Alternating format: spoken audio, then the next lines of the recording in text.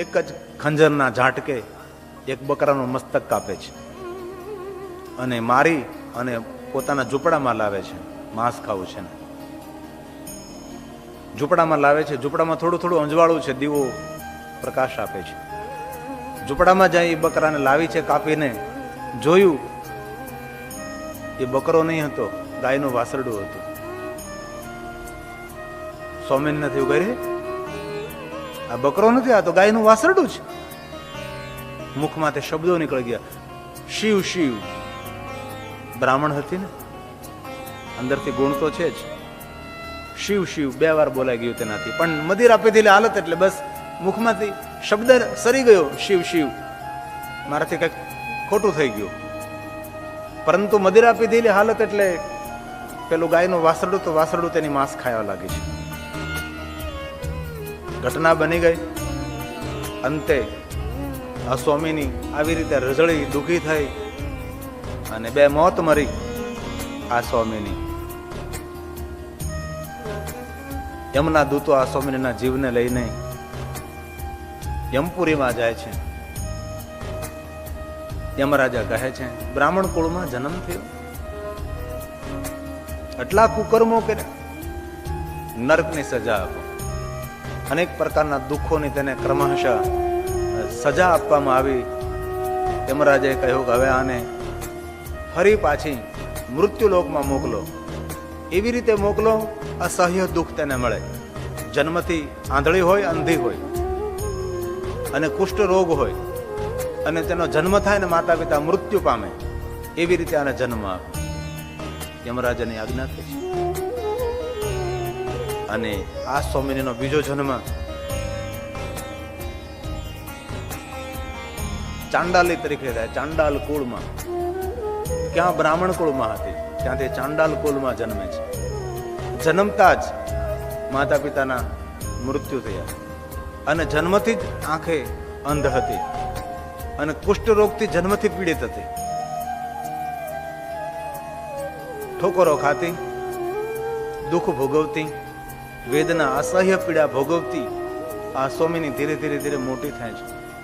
ઢસડાતી, એઠું જૂઠું ખાતી, આંખ ફેલાવતી, દુઃખ અને અસહ્ય વેદનાને સહન કરનારી આ સ્વામીની આ ચાંડાલી હવે યુવાન બને છે. આમ તેમ હાથ ફેલાવે છે. ક્યારે ખાવાનું મળે છે, ક્યારે નથી મળતું, અંગ ઉપર પૂરા કપડા નથી અને અસહ્ય દુઃખની વેદના સહન કરે છે આ સ્વામીની. એક તો કુષ્ઠ રોગ છે, ભૂખની પીડા, અંગ ઉપર વસ્ત્ર નથી, આંખે દેખાતું નથી, પીડા ભોગવે છે. રોડ ઉપર એકવાર ભીખ માગતી હતી અને કોઈ માણસો આમ જતા તેને જોવા મળે છે. કોઈને પૂછવા લાગે છે કે આ અહેલ પહેલ આ બધા જ માણસો કઈ બાજુ જઈ રહ્યા છે, મને કોઈ કહો, આ સૌ ક્યાં જાય છે? કોઈએ કહ્યું કે એક કુષ્ઠ રોગ પીડિત આ બધા જાય છે મહાબલેશ્વર, જ્યાં લિંગોનો રાજા છે, લિંગરાજ મહાબલ. આજે શિવરાત્રી છે ને, મહાશિવરાત્રી, તેથી આ સૌ મહાબલેશ્વર મેળો છે, મહાબલેશ્વરનું દર્શન કરવા માટે જઈ રહ્યા છે. બહુ ત્યાં મોટો મેળો જામ્યો છે. આ કુષ્ઠ રોગથી પીડિત ચાંડાલીને થયું કે લાવને હું આ સૌની સાથે અવાજના ધ્વનિ સાથે સાથે ચાલતે ચાલતે જાઓ. ત્યાં મેળો છે તો મને કોઈ ખાવા પીવાનું, કોઈ વસ્ત્ર આપે, કોઈ વસ્તુ આપે, એવી આશાથી ઠોકરો ખાતી ખાતી પડતી આખડતી આ ચાંડાલી સૌની સાથે ત્યાં પહોંચે છે, જ્યાં મહાબલેશ્વરના સાનિધ્યમાં મેળો હતો. હાથ ફેલાવે છે, કોઈ ખાવાનું આપો, કોઈ વસ્ત્ર આપો, પણ સૌ ધૂતકારે છે, સૌ ધૂતકારે છે. કોઈ ધક્કો મારે છે, પડી જાય છે, અસહ્ય વેદના ભોગવે છે. પૂરો દિવસ વીતી ગયો, ન પાણી મળ્યું, ન અન્ન મળ્યું, શરીર શિથિલ થયું. સંધ્યાનો સમય થઈ ગયો છે તો પણ હાથ ફેલાવે, મને કોઈ ખાવાનું, મને કોઈ આપો, કાંઈ આપો, ભીખ માગે છે. એમાં કોઈ સજ્જન આમ જતો હશે, એના હાથમાં એક બિલ્વ પત્ર હશે, બિલ્વ મંજરી, બિલ્વનું પત્ર, તો બસ અનાયા છે, એમ જતા જતા એના હાથમાં આપી દીધું.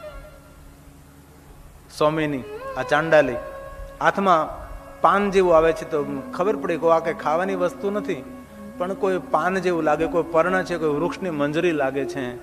હાથમાં કહ્યું ને પછી આમ ખાવા જેવી વસ્તુ નથી, શું આ મને આપ્યું છે એમ કરી અને આ જે બિલ્વપત્ર હતું એ આમ જોરથી આમ ફેંકી દે છે. દેવયોગે એ બિલ્વપત્ર, ચાંડાલીનું ફેંકેલું બિલ્વપત્ર એ ઉડતું ઉડતું મહાબલેશ્વરની લિંગ ઉપર પડે છે. બિલ્વપત્ર ત્યાં પડ્યું છે. રાત પડવા લાગી છે. મહાબલેશ્વરની પૂજા થાય છે, મંત્રો સંભળાય છે, બ્રાહ્મણો મંત્ર ધ્વનિ કરે છે, કાનને સંભળાય છે. ભૂખ છે, શરીર પૂરું ઢંકાયેલું નથી, પીડા છે, વેદના છે. આખી રાત્રે જાગતે રહે છે, ધ્વનિ સાંભળતી રહી, પૂજા મંત્રોનો કહટાતી રહે છે. કારણ કે ભૂખ છે, કુષ્ઠ રોગ છે, આંખે દેખાતું નથી, શરીર ઉપર પૂરા વસ્ત્રો નથી. સવાર પડી ગઈ, અવાજ નથી આવતો એટલે આને એમ થયું કે હવે તો મેળો વિખાઈ ગયો લાગે છે, હવે તો અહીં કઈ રહેવું મારા માટે ઉચિત નથી, તો ચાલ આ સ્થળ છોડીને હવે પછી મારા દેશ તરફ હું જતી રહું. ઠોકરો ખાતી ખાતી, અથડાતી પથડાતી આ ચાંડાલી, આ સ્વામીની પોતાના દેશ તરફ જવા લાગી છે. પછી તો કેટલુંક સહન કરે આ શરીર. રાતનો ઉજાગરો છે, ભૂખ છે, પાણી પીવા મળ્યું નથી. એમાં રસ્તામાં જતી જતી ધરતી પર પડી જાય છે અને અંતે આ સ્વામીનું ત્યાં મૃત્યુ થાય છે. આ ચાંડાલી મૃત્યુ પામે છે. ચાંડાલીના જીવને લેવા માટે યમના દૂતો આવે છે, પણ સામેથી ભગવાન શિવજીના ગણો પણ આવી જાય છે. યમદૂતોને કહે છે કે આ જીવને અમે શિવલોકમાં લઈ જઈએ. યમદૂતો સમજી ગયા કે શિવના ગણો છે, તેની સામે કોઈ પણ વાદ વિવાદ ન કરાય. આ સ્વામીની ચાંડાલીના જીવને સોંપી દીધો છે અને શિવલોકમાં લઈ જાય છે. આ સ્વામીની ઊભી રહે છે અને કહે છે કે ભગવાન, હું તો એક ચાંડાલી પાપીણી અને મને શિવલોક ને મહાદેવ, મને તમારું દર્શન, પ્રભુ મારું કયું પુણ્ય ઉદય પામ્યું છે? ત્યારે ભગવાન શિવ કહે છે, ચાંડાલી, ત્યાં તો બહુ જ પાપ કર્મો, અતિ ભયાનક કુકર્મો કર્યા, પરંતુ જ્યારે તારો બ્રાહ્મણ કુળમાં જન્મ થયો હતો, ધર્મનું અનુસરણ ન કર્યું તે, પવિત્રતાનું પાલન ન કર્યું તે, તારી પવિત્રતા અને ચારિત્રને તું ચૂકી ગઈ. તે મદિરાપાન કર્યો, તે માંસાહાર કર્યો. પરંતુ સાંભળ, તું જ્યારે રાત્રે મદિરાપાન કરી અને ગાયના વાસરડાને તે માર્યું હતું, ત્યારે તું 2 વખત મને શિવ શિવ બોલી હતી. એ તારા પાપનું ફળ, તારો બીજો જન્મ ચાંડાલ કુળમાં થયો. તું કુષ્ઠ રોગ જન્મતા જ અંધ બની, પરંતુ એ 2 વાર તું શિવ શિવ બોલી હતી. એના પુણ્યના ફલ સ્વરૂપે તું મારા લિંગરાજ મહાબલેશ્વરમાં પહોંચી ગઈ અને તને કોઈ હાથમાં બિલ્વપત્ર આપ્યું. એ બિલ્વપત્ર 2 વાર શિવ શિવ બોલવાના પુણ્ય ફલે તને બિલ્વપત્ર મળ્યું ને એ બિલ્વપત્ર તે ફેંકી દીધું, પણ અનાયાસ એ મારે લિંગ ઉપર પડ્યું ને તારા પાપો બળીને ભસ્મ થયા અને તું શિવલોકને પ્રાપ્ત થાય છે. ચાંડાલી કહે છે, 2 વાર શિવ શિવ બોલવા માત્રથી મને શિવલોક મળ્યું? ભગવાન શંકર કહે છે, જીવન પર્યંત કોઈ પાપ કર્મ કરે અને 2 વાર નહીં 1 વાર શિવ બોલે તેને પાપમાંથી તો મુક્ત કરું છું, પણ કોઈ પાપી માણસ હોય ને, એ માણસ અંત સમયે મારું 1 વાર શિવ નામ સાંભળે ને તો પણ એમને હું પાપમાંથી મુક્ત કરું છું. મહાબલેશ્વર લિંગોનો રાજા છે, જેને મહાબલ કહે છે. ભલે ઓમ નમઃ શિવાય મંત્ર તમને ઠીક ન લાગે, મહાદેવ મહાદેવ મહાદેવ મહાદેવ ન લાગે તો શિવ શિવ શિવ શિવ. એક પંક્તિ સંભળાવો. શિવ શિવ બોલો પાર લગાવે, શિવ શિવ બોલો પાર લગાવે, પાર લગાવે મુક્તિ દિલાએ. શિવ શિવ બોલો પાર લગાવે, શિવ શિવ બોલો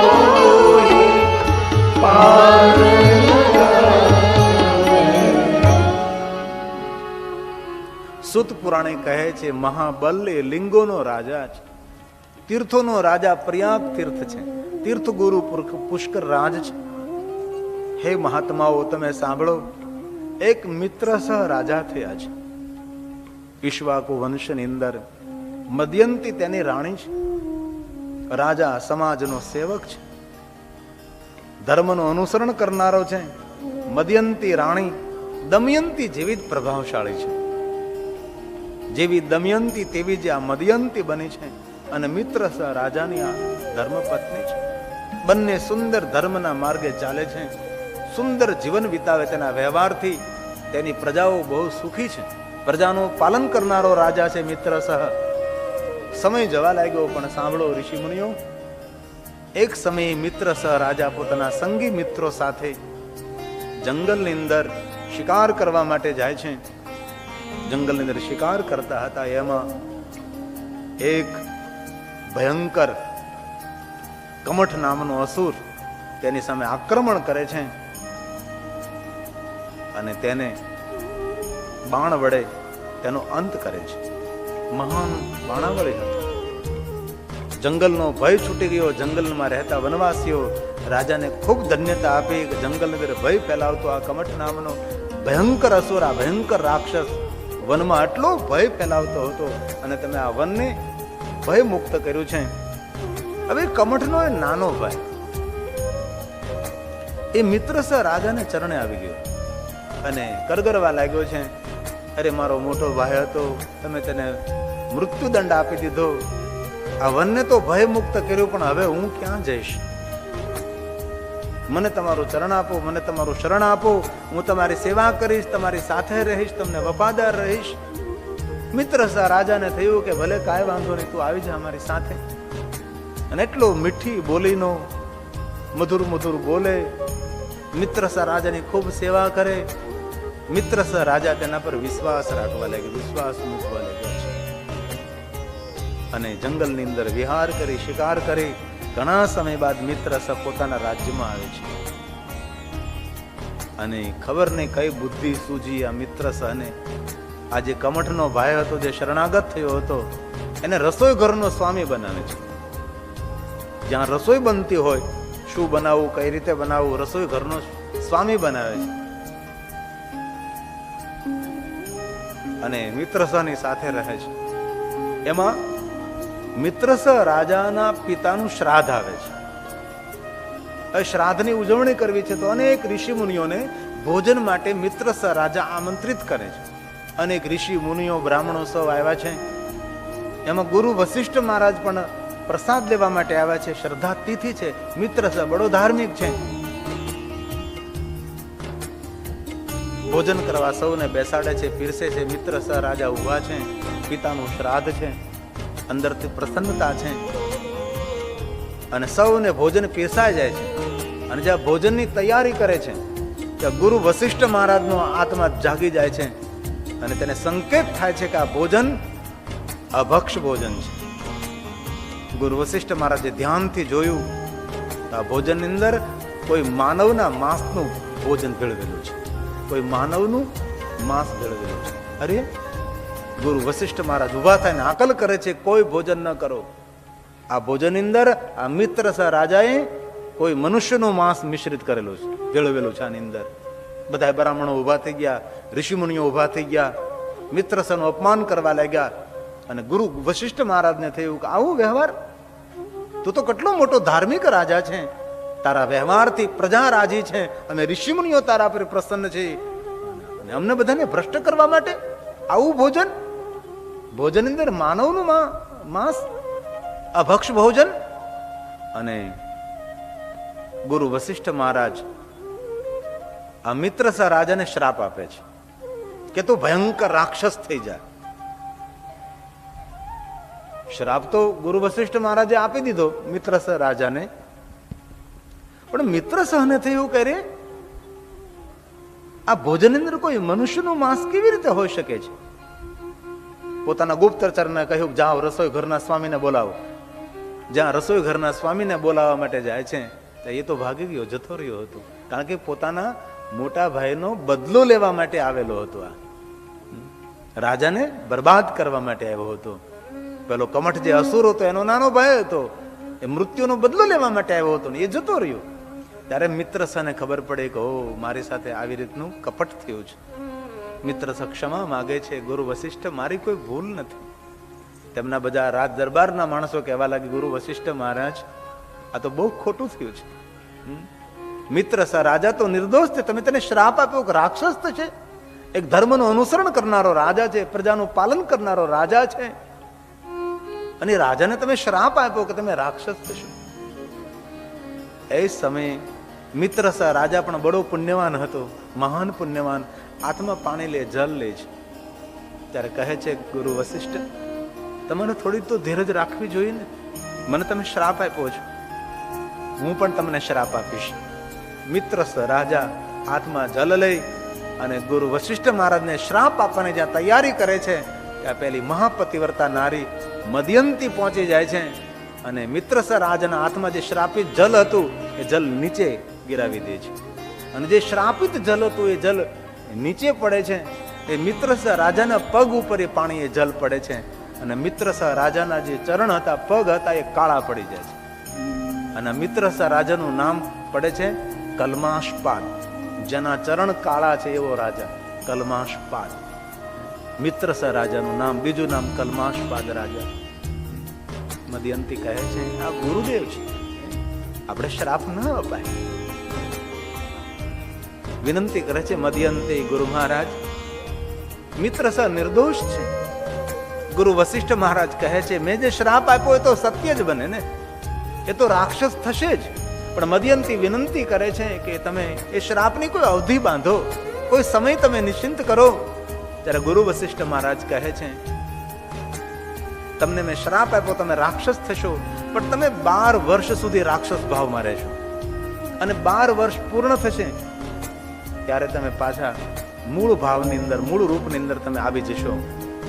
અને ગુરુ વશિષ્ઠ કહે છે જલ્દી જઈ આમને જલ્દી જંગલમાં છોડી આવો, અત્યારે રાક્ષસી ભાવ પ્રગટ થવા લાગશે. જલ્દી આને દૂર દૂર દૂર છોડી આવો, તમે 12 વર્ષ પછી પાછા આ રાજ દરબારમાં લઈ આવજો. ત્યાં સુધી મદયંતી મહારાણી આ રાજ્યને ચલાવશે. અને જલ્દી એ રાજ દરબારના માણસો આ મિત્રસાને પકડી રથમાં બેસાડી ઘનઘોર જંગલમાં છોડી આવે છે અને પાછા સહી સલામત આવતા રહે છે. અને આ જંગલની અંદર રાક્ષસી ભાવ પ્રગટ થવા લાગે છે. તેને મોટા મોટા નખ વધવા લાગે છે, મોટા દાંત વધવા લાગે, ચહેરો વિકરાળ બનવા લાગ્યો, ભયંકર વિરાટ શરીર થવા લાગ્યું. કારણ કે રાક્ષસ થવાનો રાક્ષસી ભાવ પ્રગટ થયો છે. જંગલમાં હુંકાર કરવા લાગ્યો મિત્રસા રાજા. આકાશમાં કોઈ પંખી જાય તો પંખીને પકડી લે છે, ખાઈ જાય છે. કોઈ પશુને ખાઈ જાય છે, કોઈ માનવને ભાળે માનવનું ભક્ષણ, કારણ કે રાક્ષસી ભાવ છે. 1 વર્ષ વીતું, બીજું ને ત્રીજું ને એમ કરતા 10 વર્ષ, 12મો વર્ષનો છેલ્લો દિવસ. હવે તો આ રાજા શ્રાપમાંથી મુક્ત થવાનો છે. મિત્રસા રાજા રાક્ષસી ભાવ જે પ્રગટ થયો છે એ દૂર થવાનો છેલ્લો દિવસ છે. છેલ્લો દિવસ આજે જો પસાર થઈ જાય તો તેનો શ્રાપ મિથ્યા થાય, શ્રાપ પૂર્ણ થાય. પણ તે દિન 12 વર્ષના અંતિમ દિને 9 યુગલ પરણિત બ્રાહ્મણ ને બ્રાહ્મણી વનમાં વિહાર કરવા આવે છે. છેલ્લો દિવસ છે. આજનો દિવસ જો પસાર થઈ જાય તો શ્રાપ મુક્તિ બને. પણ પાપનું ફલ પાપ જ હોય છે અને પુણ્યનું ફલ એ પુણ્ય જ હોય છે. અને આ રાક્ષસી ભાવ છે જોયે છે. અરે સુંદર કહો, 9 યુગલ પાછળ પડે છે અને પેલું યુગલ હતું બ્રાહ્મણ ને બ્રાહ્મણી 9 પરણિત પકડી લે છે. એમાં પેલી બ્રાહ્મણીને છોડી દે છે અને આ બ્રાહ્મણને પકડી લે. પેલી વિનંતી કરે છે અમારા હજી વિવાહ થયા છે, અમે વિહાર કરવા આવ્યા, રમણ કરવા આવ્યા, છોડી દે મારા પતિને, છોડી દે મારા પતિને, અમે બ્રાહ્મણ છીએ, છોડી દે. એટલે પેલી બ્રાહ્મણી 9 કન્યા એ કરગરતી રહી અને પેલા રાક્ષસે બ્રાહ્મણનું ધડથી મસ્તક જુદું કરી નાખ્યું અને ખાઈ ગયો. અને હાડકા બધા હતા જ્યાં ઢેર કરી દીધો હાડકા. ખાય હાડકા ત્યાં છોડી અને હુકાર કરતો કરતો રાક્ષસ જંગલમાં જતો રહ્યો. 9 પરણિત યુવતી છે, પોતાના પતિના હાડકા વેરાયેલા છે, બધા ભેગા કરે છે, હાડકાનો ઢેર કરે છે, જંગલમાંથી લાકડાઓ ભેગા કરે છે લાકડાનો ઢેર કરે છે અને અગ્નિને પ્રજ્વલિત કરે છે અને પોતાના પતિના હાડકાઓ લઈ અને અગ્નિમાં અગ્નિ સ્નાન કરે છે. અને અગ્નિ સ્નાન કરતા કરતા શ્રાપ આપતી જાય છે કે જા રાક્ષસ, તને કોઈ નારી શરીરે સ્પર્શ કરશે ત્યારે તારું મૃત્યુ થશે. કોઈ પણ નારી તને સ્પર્શ કરે તારું મૃત્યુ. બળીને ભસ્મ થઈ બ્રાહ્મણી. આ મિત્રસા ના 12 વર્ષ આજે શ્રાપના પૂરા થયા. સૌ રાજ દરબારમાંથી માણસો આવ્યા છે, તેને લઈ ગયા છે, માન સન્માન સાથે રથમાં બેસાડી રાજ દરબારમાં લાવ્યા છે. અનેક નદીઓથી સ્નાન કરે, નદીઓના જલથી સ્નાન કરે એવું, ગંગા જલથી સ્નાન કરે એવું છે. અનેક અભિષેક પવિત્રાકરણના મંત્રો બોલવામાં આવ્યા છે. બ્રાહ્મણોએ વિધિવત આ રાજાને પવિત્રતા પ્રદાન કરી છે. અને મિત્ર સહ રાજાને ફરી પાછો ગાદી ઉપર બેસાડ્યો છે અને પ્રજાનું પાલન કરવા લાગ્યો. પહેલો જ દિવસ સાંજ પડી, મદયંતીના મહેલે ગયો છે. મદયંતી રાણીને સ્પર્શ કરવાની તૈયારી કરી છે. આ મદયંતીને યાદ આવી ગયું, તમને શ્રાપ લાગેલો છે, તમે કોઈ પણ નારીને સ્પર્શ કરશો ત્યારે તમારું મૃત્યુ થશે, તેથી આપ મારાથી દૂર રહેશો, તમે કોઈ પણ નારીને સ્પર્શ નહીં કરી શકો. મિત્ર સહ રાજા પાછો હટી જાય છે, કારણ કે શ્રાપ લાગેલો છે, કોઈ પણ નારીને સ્પર્શ કરે એનું મૃત્યુ થાય. રાજ્ય ચલાવે છે, સમય વીતવા લાગ્યો છે. 1 વર્ષ, 2 વર્ષ, 3 વર્ષ, પણ રાજ્યનો વારસદાર કોઈ નથી, તેને પુત્ર નથી, કોઈ પુત્રી નથી. આ મિત્ર સહનું જીવન ધીમે ધીમે નિરસ થવા લાગ્યું, રસહીન જીવન બનવા લાગ્યું. અંતે આ મિત્ર સહ રાજા માનસિક હતાશાને પ્રાપ્ત કરી અને રાજ્ય છોડી અને જતા રહ્યા છે. તીર્થમાં ભટકે છે, અનેક તીર્થોમાં જાય છે, પણ પાછળથી પેલી બ્રાહ્મણીનો અવાજ સંભળાય છે, તું કોઈ નારીને સ્પર્શ કરીશ તારું મૃત્યુ થશે. ભટકે છે, અનેક તીર્થોમાં ગયો, રાજાની દુર્દશા થઈ છે. નિરંતર બ્રહ્મ હત્યા તેને દુખી કરે છે, અવાજ કરે છે, નથી સુવા દેતી, નથી બેસવા દેતી, દુખી છે. આ રાજા દુઃખ ભોગવતો પીડા ભોગવતો મિત્ર સહ રાજા મિથિલા નગરીમાં જાય છે. મિથિલા નગરીના દ્વારે સુંદર એક મજાનો ઉપવન છે. એ ઉપવનની અંદર રાજા નિરસ થઈ હતાશાને વ્યાપીને બેસી જાય છે. અસ્ત વ્યસ્ત બેઠો છે, જેમ ગાંડો માણસ બેઠો હોય એવી રીતે પગ ફેલાવેલા છે, હાથ ખુલ્લા છે, શરીરની કોઈ અસ્ત વ્યસ્તતા છે અને બેઠો છે. એમાં ગૌતમ ઋષિ ત્યાંથી પસાર થાય છે. મહાન શિવ ભક્ત ગૌતમ, જેના દ્વારા ભગવાન ત્ર્યંબકેશ્વર મહાદેવની સ્થાપના થઈ, આપણું જ્યોતિર્લિંગ એ ગૌતમ ઋષિ. અમે બહુ નાના હતા ને ત્યારે અમારા દાદા એમ કહેતા કે બહુ જમાઈ ગયું હોય ને, આમ બહુ પેટ ભરાઈ ગયું હોય ને, ત્યારે આપણે નાભી હોય ને એની ચારી બાજુ આંગળી ફેરવીને ગૌતમ ઋષિ બોલવું એટલે પછી જાય. આવું મને મારા નાનાએ કહેલું. નાના એટલે બાના બાપુજી, એને નાના કહેવાય. નાભી ડૂટી હોય, નાભીના આજુબાજુ આમ આંગળી ફેરવતા હે ગૌતમ ઋષિ, હે ગૌતમ ઋષિ, હે ગૌતમ ઋષિ. તો આપણું ખાધેલું બધું અખતરો કરજો, પચે કે ન પચે જોજો. મને આવું કહેલું એટલે મેં મારા સુધી શેર કરું. ગૌતમ નીકળે છે. મિત્ર સહ રાજાનું ધ્યાન પડ્યું કરે તો ગૌતમ, જેમનું દર્શન કરવા માત્રથી પાપ જાય. જો તમે સાધુનો મહિમા તમે જુઓ, ઋષિ મુનિઓનો મહિમા જુઓ તમે, કે જેમનું દર્શન કરવા માત્રથી માણસને પવિત્રતા મળે. સંત ચરણ રજ અંગ લગાવું, સંત મોહે પ્રાણ પિયા. ધન્ય વે સાધુ સંગતિ, બેની ભાગેરે મળ્યો મને સાધુ પુરુષનો સંગ. પહેલી ભગતિ સંતન કર સંગા. દોડતો મિત્ર સંગ ગૌતમના ચરણ પકડી લે. હે ગૌતમ ઋષિ, હે ગૌતમ, મારું મંગલ કરો, મારું કલ્યાણ કરો. થોડી વાર તો ગૌતમ ઋષિ જોતા રહ્યા કે આ કોણ છે. મિત્ર સહ કહે કે હે ઋષિ, મારું મંગલ કરો, મારું કલ્યાણ કરો. ગૌતમને યાદ આવ્યું, કરે આપ તો મિત્ર સહ રાજા, ઈક્ષ્વાકુ વંશ, અરે એટલો મહાન રાજા આ દુર્દશાને પ્રાપ્ત થયો. અરે રાજા તું, હા ગૌતમ, મારું મંગલ કરો, મને બ્રહ્મ હત્યા લાગી છે. ગૌતમ કહે છે મિત્ર સહ ચક્રવર્તી છે, લિંગરાજ મહાબલેશ્વર.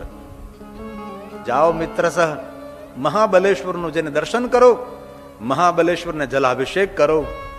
એક જન્મ નહીં, હજારો જન્મના પાપોમાંથી તમને મુક્ત બની જશો. સાધુઓ તમને માર્ગ દેખાડે છે, તમને માર્ગદર્શન આપે છે. ગૌતમે કહ્યું મિત્ર સહ યાત્રાનો પ્રારંભ કરો. અને ગૌતમ ઋષિના કહેવાથી મિત્ર સહ રાજા મહાબલેશ્વર પહોંચે છે. પંચગીની 5 ગંગા મહાબલેશ્વર મહાદેવનું દર્શન કરે છે અને મહાબલેશ્વરને જલાભિષેક કરે છે. અને મિત્ર સહ એ સર્વ પાપોમાંથી મુક્ત બને છે અને પોતાના રાજ્યનું સુખ ભોગવે છે. અને મદયંતી રાણી દ્વારા જેમને રાજકુંવર જન્મે છે ને રાજકુંવર મહાન શિવ ભક્ત બને છે અને મહાબલેશ્વરનું આરાધન કરે છે. આ છે મહાબલેશ્વર મહાદેવ. આપણે તો બહુ નજીક થાય ને, મહારાષ્ટ્રમાં આવ્યું છે મહાબલ. આમાંથી ઘણા માણસો મહાબલેશ્વરનું દર્શન કર્યું છે. એ લિંગરાજ છે, લિંગોનો રાજા છે મહાબલેશ્વર. અને જે કોઈ આ કથાનું શ્રવણ કરે છે તેનું તેના પરિવારનું સર્વ મંગલ થશે. અવસર મળે ત્યારે ભગવાન મહાદેવની પૂજા કરો, ભગવાન શિવનું અર્ચન કરો, ભગવાન મહાદેવને વંદન કરો. ભગવાન મહાદેવનું દર્શન કરવા માત્રથી માનવ માત્રનું સર્વ રીતે મંગલ થાય છે.